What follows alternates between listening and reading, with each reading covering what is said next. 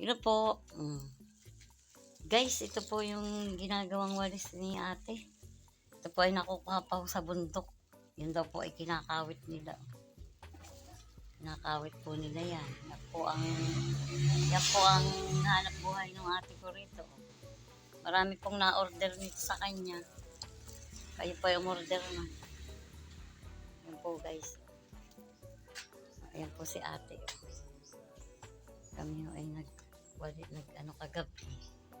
Ngayon naman po'y araw na. Ngayon naman po'y guyam na. Sakit. Bigat po tayo guys ng guyam. Si ate yan. Si Pagho. Yan po siya. Hello po. Ito, haba po, nakakalay po ng kilikili. Payas namin ito. May umorder na po dyan. Umorder na niya sa atin. Hindi po kami magtsatsaga. Yan po ang hanap buhay ng ate ko. Baka ho kayo piling din ho ng walis. Oh. Haba po. Sipag po na ate ko niya.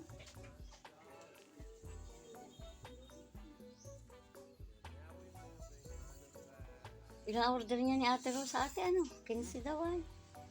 Si Ate Rosa, may pa-order 15 yata. Grabe naman.